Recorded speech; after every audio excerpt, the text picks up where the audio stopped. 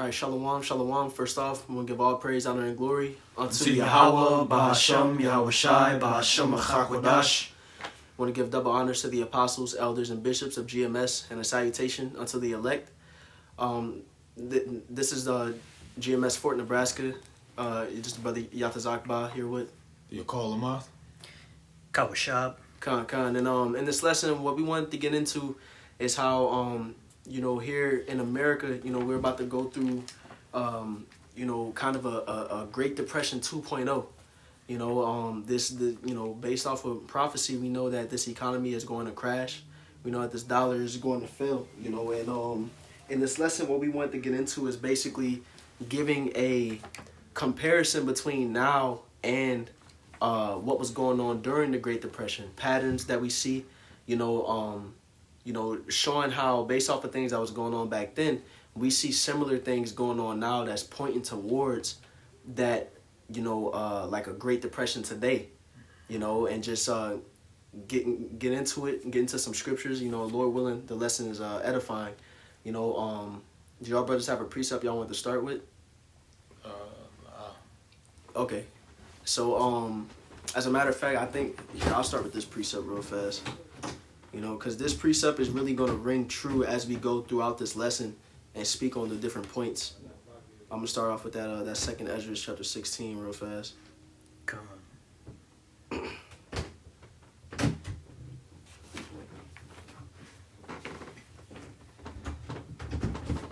Okay, this is second Ezra chapter 16 verse 21, which says, "Behold, victuals shall be so good cheap upon earth, that they shall think themselves to be in good case.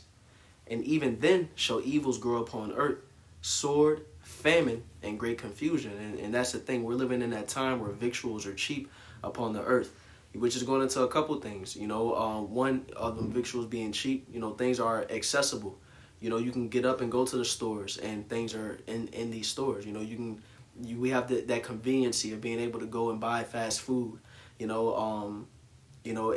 Life is in a comfortable kind of state, even though money is getting tight, which which is going into what we're speaking on today. We're still in a comfortable state to where we ain't confused or scared about how we going eat our next meal, and these stores and the shelves ain't empty and things like that. But the thing is, the scripture is saying that people gonna think that everything all good because victuals are gonna be so good cheap upon earth, but then the Lord is gonna pull the rug underneath these people's feet, and that's when them evils are going to come. And so that's kind of what we want to speak on today. I'll let the brother take it away. You want to get into his points.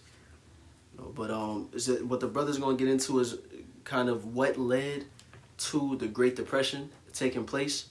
And I'll just let him go ahead and get into it. Gone.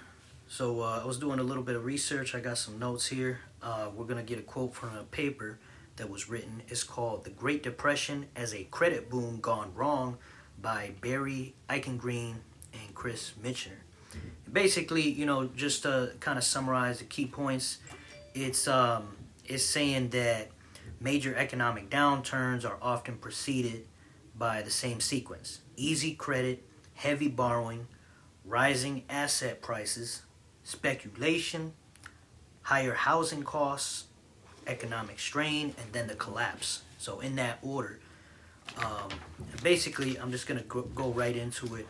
Page 5, it says, "We conclude that the credit boom view provides a useful perspective on both the boom of the 1920s and the subsequent slump. In particular, it directs attention to the role played by the structure of the financial sector in the interaction of finance and innovation." And basically, just in simple terms, it means the passage establishes the foundation of the credit boom, interpretation. So, just real quick, what it means is the authors argue that the 1920s economy was inflated by excessive borrowing, aggressive lending, rapid financial innovation, and then when the credit reversed, the slump became inevitable. All right. And we're living in that time today where through this debt-based system with this credit, people just borrow and borrow and borrow. That's how people stay afloat. That's how people survive. You know, because the thing that you'll see with the Great Depression and today is that what they have in common is that the buying power was very small. You know, your dollar wasn't doing much. But the difference between the Great Depression is that they were dealing with deflation versus today you're dealing with inflation. That's why when you kind of look up and try to see comparisons between the Great Depression and now, a lot of people will say that there isn't similarities, but there are, because they're just going off of the fact that it was a deflationary period back then, to where, you know, things got so cheap that these companies had to pay their workers less, and so people were making less money, but all the debts that they owed were still the same price, so it was harder for them to pay them debts off. And so that means that, you know, now they wasn't paying debts off. Banks was failing because these people wasn't paying off they, you know, loans and debts and things that their mortgages, things that they own to the banks. So people couldn't borrow money, and then since people couldn't borrow money, that means that people wasn't buying stuff at the stores. The stores had to lower their prices, and the cycle just continued and continued and continued to where now, since the stores is lowering their prices, they gotta pay their workers less. That's what was going on back then. To where today, the issue that you're having is that there's so many dollars in the economy that, you know, you can have ever so much money, but now the things in the stores are getting more expensive. Back then, a loaf of bread would be super cheap, but you didn't have any money. So even though that bread was cheap, you couldn't buy it. Today, you got money, but now the stuff is getting so expensive to that even though you got money, this stuff in the stores, the prices are increasing, but the wages aren't increasing to match up with the prices. So we're getting into a same space to where, you know, it's like now you're, you know, from past years, you're going to the stores and you're leaving with less stuff. Right. And it's getting worse and worse and worse. It's going to get to a hyperinflationary point, you know, and there's different things going on which are causing these things. You know, do y'all brothers have any points? Yeah, like, and on top of that, that's a beautiful point. Because on top of that, with not only the prices going up, you gotta also insert within there that shrinkflation. You know, because as the prices and things is going up, the value of the dollar is meaning less and less when you go to the stores or to the pump. Yeah. With shrinkflation specifically, you paying more for less product. Mm-hmm. You know, like when you know, people can concur out there at this point when you go to the store, you go, let's say you get like a bag of chips or something. A quarter of the bag got chips in it. A quarter of the bag. But you paying not that same 25 cent or $1.20. You paying like $1.69 for a quarter of the bag.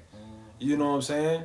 So that's like I said, that's a beautiful point the brother brought up, because essentially that is, America's doing that because there's less product that they can put out there, but they still gotta keep shit rolling.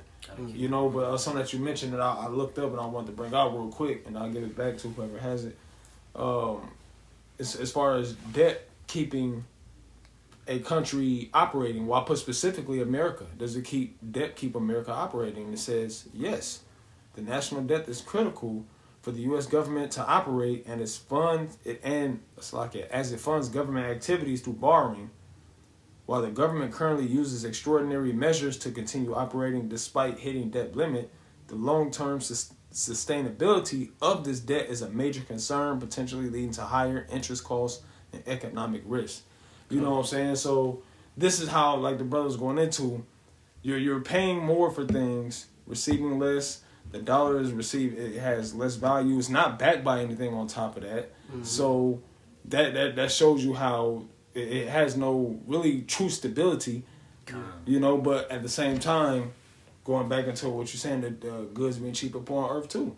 You know what I'm saying? Because everything looks good, abundance. It looked like everybody's getting these so-called raises, but at the same time, the debt is continuing to grow, and everybody, especially the middle class or this is a term that the Elder Yashawamba used. I like that he used it beautifully.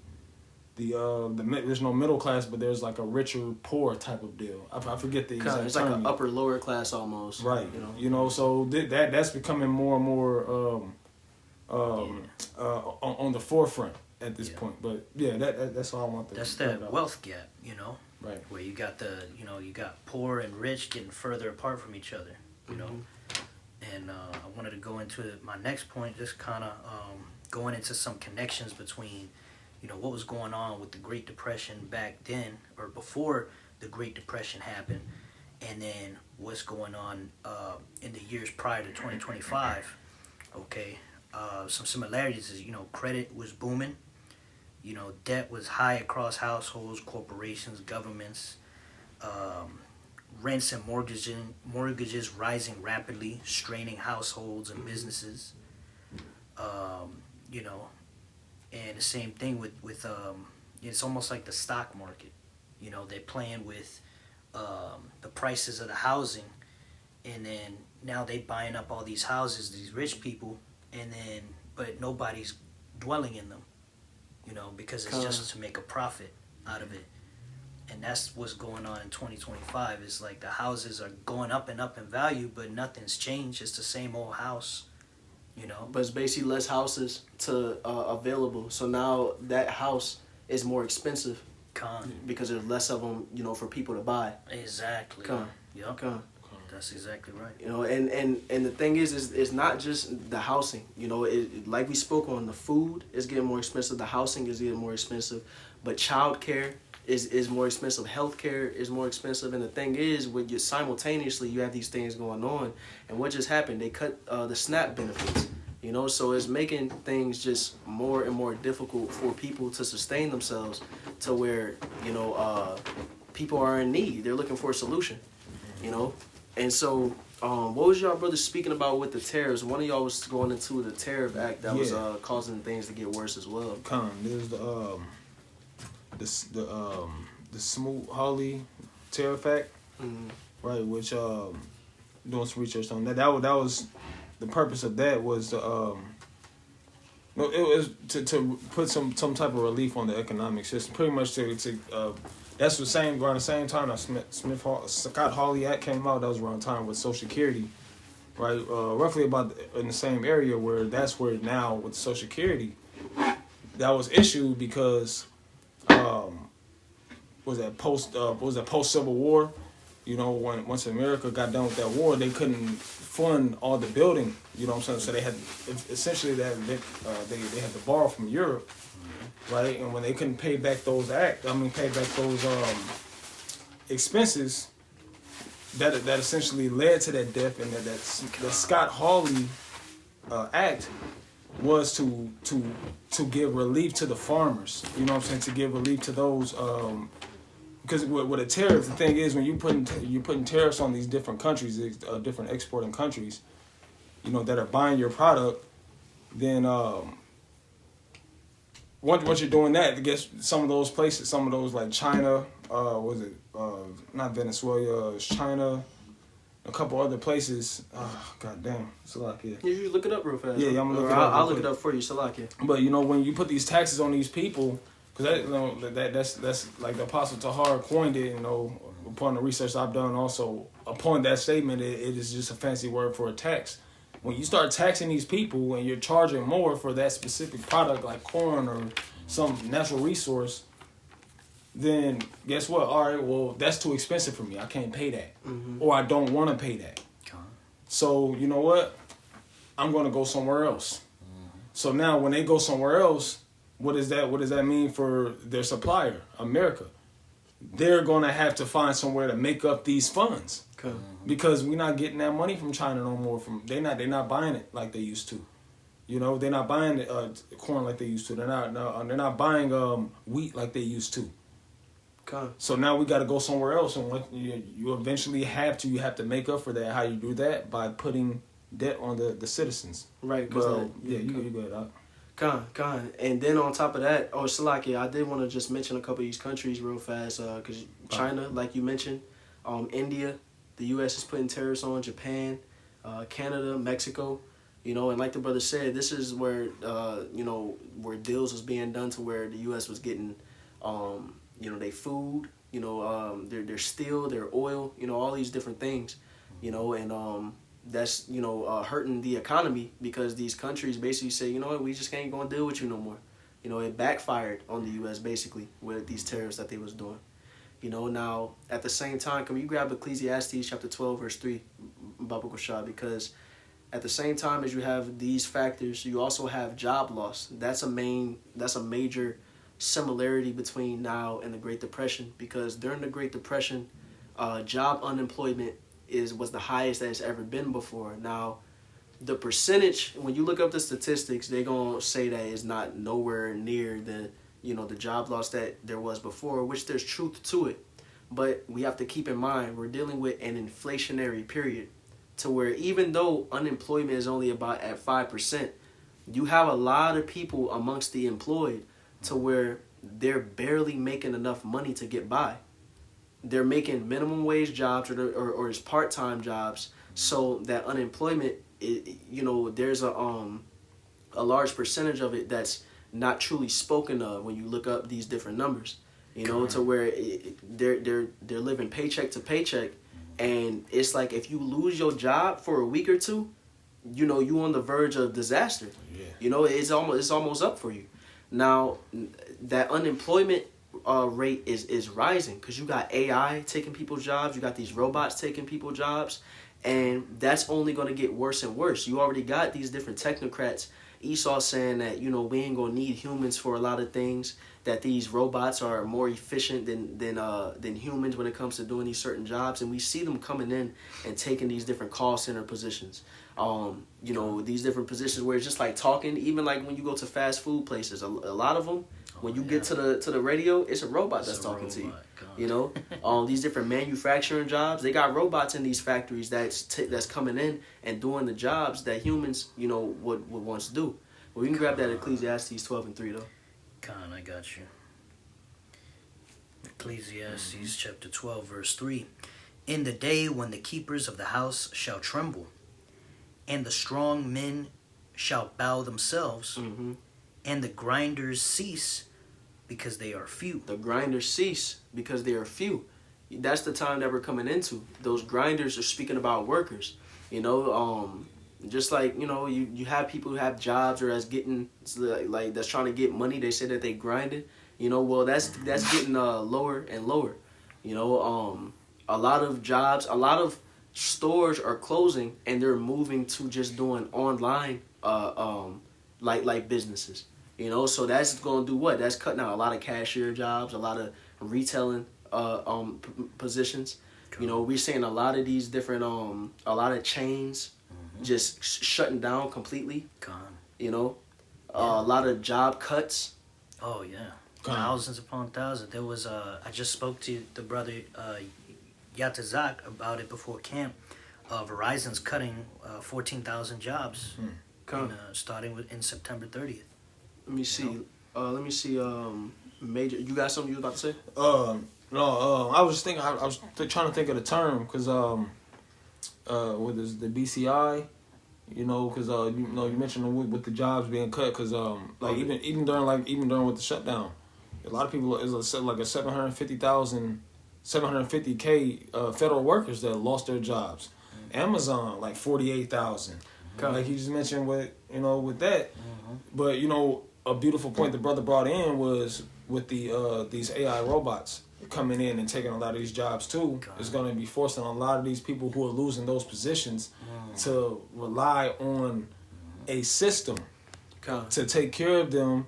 And guess what? The majority of us, I'm gonna say us because we've been in Babylon, man. We've been in Babylon. So I'm just saying generally, we've been here relying on a system. We've been relying on getting paid every week or bi-weekly, getting paid a salary, so on and so forth. Welfare, benefits. All this shit. So once all that is gone, or if you don't have a job to go to receive that paycheck, and they're saying, hey, well, all you got to do is sign up for this, and that, and we'll give you X amount of dollars, so you'll be sufficient. That UBI, the Universal Basic Income. That's what it is. What was I saying? BCI? UBI.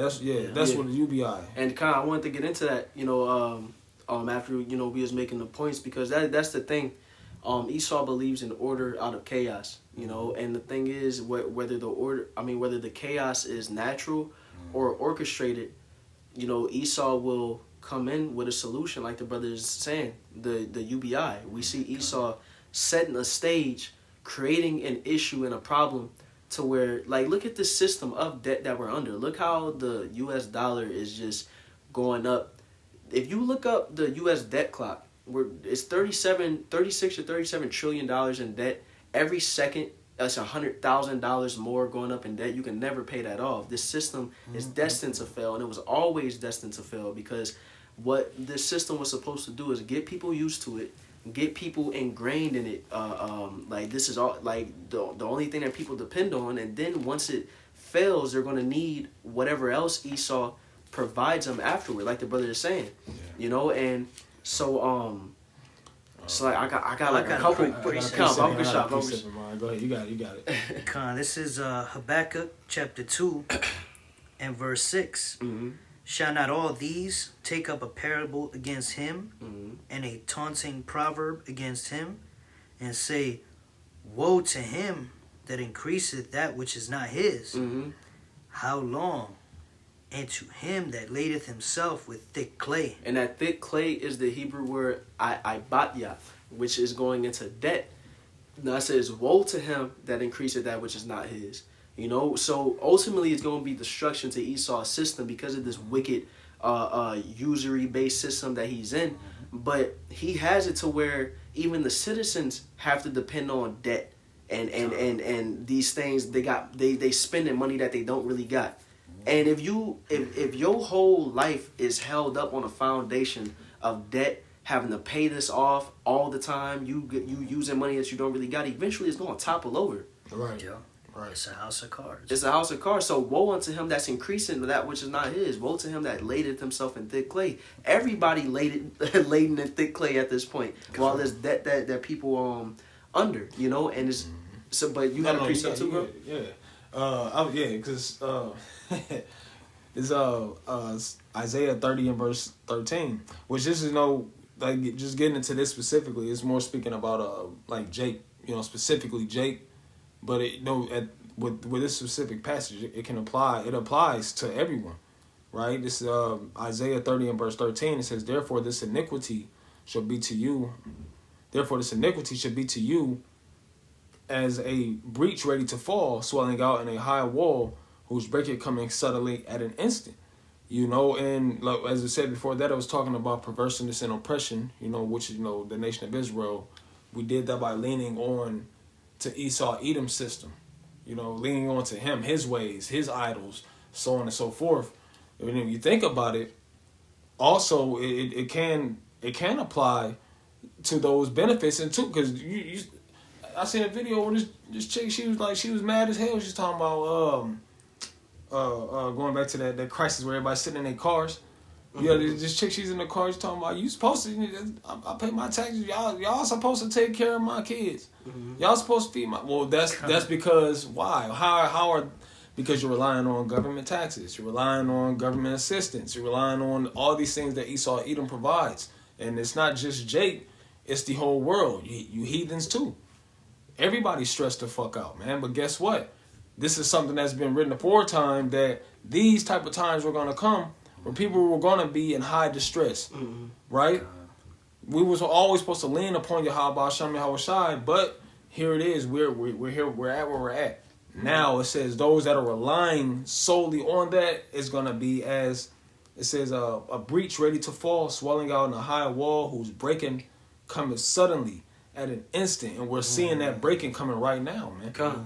You know? And that's the thing. You know, because the scriptures say that we would go to our enemy for the want of all things, but they, you know, these 2/3 are at a point to where they are okay with depending on Esau for everything. They want to be under the shadow of Egypt. The difference, the scriptures say, use this world is not abusing it. The thing that, you know, the hopeful elect have been building up in is faith, is building up their relationship with Yahweh Ba'ashem Yahweh Shai, that when the time comes and Esau brings a solution that causes you to turn away from the Lord, we have been going into the secret place of the Lord. When everything fails and we need a solution and we don't know how we going to eat, the Lord going divinely intervene. There's going to be some type of miracle that's placed. But these people don't understand that level of faith. Well, the thing is, the Lord had put it on the spirit of his men to put it out there. So our people can be adequately prepared in a sense. Yeah. You know what I'm saying? Yes, because we got to rely on Esau too. Yeah. Just because we're not in the world, we still rely on Esau too, man. Housing and Yeah. not how like as far as housing vouchers and things like that, but we got to pay rent. Yeah, we got to pay rent. We You know got what to I'm pay saying? these bills. Utilities. We're on the same boat, but at the same time, that's through the spirit, man. Brother speaking about being pilgrims. You know, it's like we're at the same time we understand we need these things, but we're preparing our mind to like, damn, we might not have this. We might have this shit pretty soon. Because when all this stuff crash, we gonna feel that crash as well. But it's Yeah. like, are you gonna go under the shadow of Egypt, or are you gonna go under the shadow of the wings of the Lord? Yeah. You know, there's gonna be, because in 2025, this is the worst year for job cuts in a couple of decades, since like 2008 or 2009. In 2025, we got AI taking over everything. God. And the thing is, and this is why we wanted to make the comparison between the Great Depression, because we saw how in that time in history how bad things got.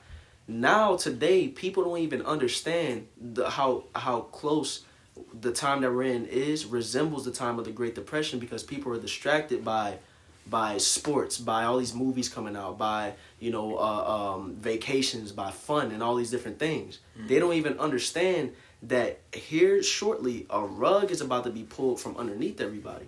I'm gonna say 2008, 2009. That's when that recession was going on. And that's what the brother was bringing out, that not only is there a large comparison between now and the Great Depression, but there's also a large comparison between now and 2008. Because before a depression, you pretty much have a recession. Depression is pretty much a recession on a dramatic scale, for lack of a better word. You know, when there's no, you're not really getting any income coming in. I think I was talking to you about that. I think maybe one of y'all. I thought it was one of y'all. We was talking about the recessions and all of that. But yeah, the AI taking over, and it's not really too much money coming in, and I'm pretty sure the brothers covered it. But at the end of the day, it's a new system. They want a new system. And that guy that's doing the brain chips, the guy that's working with all those robots, he's the same guy saying, "Oh, we need that universal basic income. That's what's good. That way, you only have to work for fun, you know." You go, yeah, painting a certain picture, you know. I got a precept. Setting the stage. This is Sirach chapter 12 verse 10, which says, "Never trust thine enemy, for like his iron rusted, so is his wickedness. Though he humble himself and go crouching, yet take good heed and beware of him. And thou shalt be unto him as if thou hast wiped a looking glass, and thou shalt know that his rust had not been altogether wiped away." And I bring that out because, like the brother said, Elon Musk and all these different people who's coming and going to bring this solution of a UBI, these digital alternatives, and ultimately, the MOTB to be a solution to all the problems going on with the economy and society in general. They going to act like they going to come, like it says, Satan himself has transformed into an angel of light. Like they're doing something good. Like they're really helping. Like they care. But the thing is, these people are the people that's behind the situation we in the first place. They did it on purpose. And so when they come with these solutions, that's just for you to be herded, for them to control you, for you to be underneath their beast system, their new world order. Yeah. But it's not going to seem like that. It's not going to seem evil when you haven't been able to eat and you haven't been able to pay your bills and do all these different things. And then he says, "Oh, well, if you do this, we can bring all them comforts back that you was able to enjoy before." It's not going to seem like an evil thing from the naked eye, from face value, That's a great example. This is the book of 1 Thessalonians chapter 5 and verse 3. It says, "For when they shall say peace and safety, then sudden destruction cometh upon them, as travail upon a woman with child, and they shall not escape." And just like the brother was mentioning, because that is one thing that Esau Edom does, is he will present it a pleasant package You know what I'm saying? Hey, even though the $2,000 stimulus things, even though that fell through, a lot of people were excited about it. That's all you was hearing about during the time of that shutdown. $2,000. Oh, everybody gonna bounce back. And that's how it looks in the eyes. Like, we good. Okay, we can't. You know, certain people can't go to work, so these $2,000 stimulus checks might be all right. You know what I'm saying? This might help us get through. You know what I'm saying? Until they figure this shit out. You know, then the government open back up. But just as an example, giving out these different incentives. You know what I'm saying? Or not incentives, but benefits. All right. That's why I can I get one more precept. Yeah, of course. It's Job chapter 20 and verse 10. It says, "His children shall seek to please the poor, and his hands shall restore their goods." You know, and that's and on the same lines. Esau Edom trying as in an appearance to seem like he's helping the people out. He's a people person. I'm gonna give you these benefits. I'm gonna give you these food stamps. I'm gonna give you housing. Oh, that's all right. Don't worry about paying. We give you an extension on this. Pretty much, you're in like on a late bill, right? They're in appearance of aid, right? But at the end of the day, when we look back at the stimulus checks, when we look at that, essentially, that's something that we're gonna regret, because once we start relying on it so much and it's taken away, now it's like, damn, what do we do? Because we have nothing else, right? And I'm saying this in a general statement as far as Americans. We have nothing else because we've been built to rely on what Esau Edom is providing us. You know? I got a precept for it. This is Sirach chapter 12 and verse 16. An enemy speaketh sweetly with his lips, but in his heart he imagineth how to throw thee into a pit. Come. Because at the end of the day, in that pit is like a trap. You know, that MOTB is a trap at the end of the day. You know, when you get into that, you know, what it prophesies in Revelation 13-16 of that mark, is the Greek word charagma, and that charagma is basically a stamp that is basically marking you as Esau's cattle, as his slave, as his you know, you on his side now instead of Yahweh B'Shem Yahweh Shai. But Esau gonna speak them smooth words that's gonna caress you into that trap, you know. Yep. And it continues. He will weep with his eyes, but if he find opportunity, he will not be satisfied with blood. Right, so Esau don't really care. Read the next one too, bro. Come on. Verse 17. If adversity come upon thee, thou shalt find him there first. If adversity come upon thee, thou shalt find him there first. Because who created this system? Esau created it. So when all these evils start to come, and it starts to fail, who's responsible for it? He is. You know, when all this chaos that we about to come into, the system crash, you know, SNAP benefits being cut, all these things, people losing their minds, Esau been orchestrating and putting in things to make that happen. That's the Order of Kale. Yep. What's the old boy name? Mysterio. Con. He create the crisis and he come in to be the hero. That's what Esau is. That's a fire example. You know what I'm saying? That's how exactly he's creating all these problems. He come in, he saved the day, and you look at him as if he's the hero. You know, you have no choice but to look at him.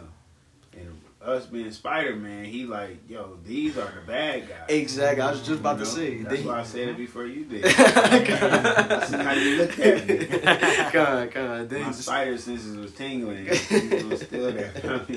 God. Yep. But that adversity come first. He's right there. And though he pretend to help you, he will undermine it. He's not really gonna care what you can get out of it. He's just caring what he can get out of it at the end of the day. And what he got planned for your life, and that's him playing the Most High, man. What was the end of that? Sirach 12. Sirach 12 and 17. It says, "And though he pretend to help thee, yet shall he undermine thee." Yeah. Is a little bit more to that? Let's see the next verse. I'll wait for the precept. Yeah, next verse says, "He will shake his head and clap his hands and whisper much and change his countenance." You know. Okay, cool. So I thought it was a partner who said he would not be satisfied with blood. That's before or That's after. a mirror precept to that one. I can grab. You know, but you know, hey, just like with a mortgage, you know what I'm saying? A mortgage is literally a death note. You know what I'm saying? So it's like I don't look.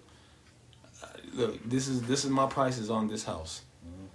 This is the yearly tax. You know, no, I don't know the ins and outs of all of this. So I'm just going off of what I do know. Well, you pay your mortgage off, you own the house, but it take forever to pay it off for the most part. But once you own it, you still don't own it because you don't own the land. You don't own the property. He won't let you get the property. He'll let you get what's on the property because he's on the property. He owns what's on the property. You know what I'm saying? I think it was the NDAA Act that they passed a while. Everything that we have, they can confiscate your car. They can confiscate your house. Like, this is what we dealing with. We dealing with a man that will make it seem like you own what you have. And you think, oh, because I work for it, that is mine. You don't even own your kids. He got them 8 hours a day. And you working 8 hours. Then everybody come home. Everybody's tired and want to wind down, and there is no more family game night. There is no more, barely any family dinners, so to speak. Yeah. You know what I'm saying? He's completely destroyed the family's order, in a sense. You know? Got, shit, the fucking single mothers, I think black women, dang, I forget. I was looking at this thing, screenshot I took a while ago. But I think it said that they was at like 47. It was something 7%. And it's just like, it's no hope. And guess who was under them? Was it Esau? No, Esau. I think it was his Hispanic. Yep, Hispanic was right up under them. Our people, you know, our households. That's what he's out to destroy. That's what he want to get rid of. He don't. Everybody else is just collateral damage. Innocent bystanders. They're just extras to the movie. He wanted to get us. We the one that have the blessing. You know? That's that perpetual hatred. Yeah. Yeah, it's never gonna stop until he gets stopped. With the Lord on his way back. I got a precept real quick. This is Matthew 24:32. Now learn a parable of the fig tree. When his branch is yet tender and putteth forth leaves, ye know that summer is nigh. You know, just going into how, like, you see all these signs happening, how everything's going digital, everybody's getting herded into a corner, all right? To do what? To get that chip. So we know that Yahushai's coming is nigh. You know, we're in that time. Verse 33 says, so likewise, when ye shall see all these things, know that it is near, even at the doors. Yeah. And to compliment that brother, like the book of 2nd Ezra, the 9th chapter says, is when thou seest part of the signs, you know, then shall you know. So just to compliment that, because the Most High made these things, they're plain, but at the same time they're not plain. You know, because they're plain to those whom He given understanding. They're not plain to those who haven't. But at the same time, it's still being made plain because you have the men that are making it plain, that have been made plain too, making it plain, be it through the Lord. That makes sense. You know, so this is why the Most High said in these times for all of us, there's no cloak for your wickedness. Yeah. Roughly paraphrasing, because everything's put out there. Because the scriptures say this gospel shall be preached unto all the world, then the end shall come. So you know, it's gonna make it. It's gonna make its rounds, basically. You know, everybody is going you know, hear this gospel. Everybody's gonna get this news before the end comes. Ain't gonna be no excuse like, oh, I didn't know. You drove past them people on the corner. You drove past the men on the corner all them times. Yeah. You know, you seen them come up on your YouTube feed. You know, so Yeah, it's out there. You know, even Trump said, prophets have said that the world will end in the Middle East. You know, Shoot, that Drewski skit. You know, you're gonna have more of that with like famous, like popular people putting this for lack of better words, like the Israelite thing out there. You know, so This thing of ours. this thing of ours, you know, so. You know, on top of that, you got, you know, on the backhand of the prophets, you got whistleblowers. You know, Esau's own people. You know what I'm saying? And what the whistleblowers are they just helping complement what the what the men of the Lord been saying through the Spirit, showing the other apostles on down, man, for years. God. You know. I got a precept. This is Psalm 64 and verse 8. So they shall make their own tongue to fall upon themselves. All that see them shall flee away. Mm-hmm. Just make the tongue to fall upon themselves. So like these prior FBI agents, CIA agents coming out and exposing certain plans with the weather and how they're operating with the food and doing certain things on the back end is now coming to the forefront via through these men who had direct intel. That book, Behold a Pale Horse, it was an I believe it was ex-CIA agent, you know what I'm saying? Came out, and I ain't got into it yet, but you know, I heard about it, but spilling beans pretty much, Cool. you know? You know, and that goes into how the Most High he's putting that he's the Most High is putting that spirit in the earth. Cool. These men that's whistleblowers, they don't, you know, they may or may not know. I don't. But at the end of the day, one thing that we do know from hearing them talk, that this is the Spirit of the Lord bringing out information that the prophets may not have known, that just complements what we believe. God. You know, the prophecies is going to be adamant first and foremost.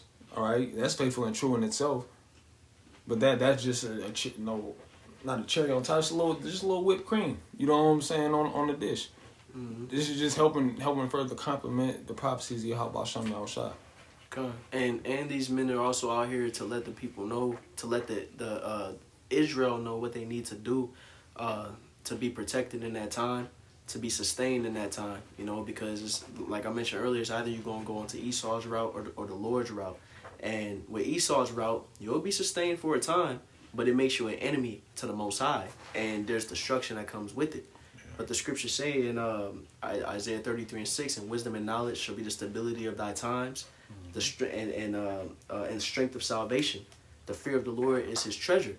These words, this knowledge that we have is going to, bring us through. It's going to keep us with, it's going to keep in mind for us that there's light at the end of this tunnel. So whatever we go through, we know that we're going to be good at the end of the day. We know that the Lord going to make something happen. We got the power on our side that made manna come from heaven. We got the power on our side that made water come from a rock, that kept our nation good in the wilderness for 40 years. Bitter water sweet by a tree. Like, They created a tree in the military. I forget. The military knew about that too. It's a certain kind of tree. But like, you talking about a power that created a tree that can make bitter water sweet? You supposed to fight against him and win? Like, come on. We talking about a power that's going to, that got angels surrounding us, protecting us. Control your dreams. That's like in Egypt when it was pitch dark and they could feel the darkness, have that thick darkness, and they was seeing spirits and shit. Like, but what? Already lost, bro. The nation of Israel had light in their dwelling though. Yeah. Right. Even though you had gripping darkness in the land, the nation of Israel had light in their dwelling, and that's how it's going to be in this time for the elect. They're going to have light in their dwelling while this darkness is going on. And even in the times where these people get they MOTB or they get whatever, thing that Esau going to give to them to help them out, and, it may seem like the elect is struggling. They still going to be good. They still going to be sustained, man. God. And we going to have to struggle a little bit. That's what comes with it. That's the condition of the battle. Because the Lord wants to see who going who's gonna make it past the hour of temptation.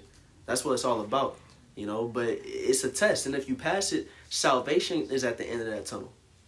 That's what stays in mind with this wisdom and knowledge, So, God, I got a precept. This is Isaiah 65:13. Therefore, thus saith the Lord Yahweh Shem Yahushai, behold, my servant shall eat, but ye shall be hungry. Behold, my servant shall drink, but ye shall be thirsty. Behold, my servant shall rejoice, but ye shall be ashamed. Connor, we don't know exactly how that's going to come to pass. We don't know, the exact game plan. We don't got no step-by-step guide, but we got faith. And that's all we need. The scriptures say without faith it is impossible to please him. You know, it also says in that same chapter, faith is the substance of things hoped for, the evidence of things not seen. So as long as we have that, the Lord gonna make a way. God. You know, we have to continue to believe that. You know, what that scripture says that my servant shall rejoice, but ye shall be ashamed. God, yeah, it says, my servant shall drink, but ye shall be thirsty. Behold, my servant shall rejoice, but ye shall be ashamed. Right. So the Lord gonna have us in a spirit to where we gonna be good, even though all this chaos and evil gonna be going on. We still gonna be like, man, like we know this what needs to take place for the end to come. Exactly. We just that much closer to the kingdom. Come, you know? come. It's just a beautiful thing. So, hey, with that being said, once again, we'll give all praise, honor, and glory unto Yahweh, Ba'ashem, Yahweh Shai, Ba'ashem, Chakwadash. I want to give double honors to the apostles, elders, and bishops of GMS, and a salutation unto the elect. Shalom. Shalom.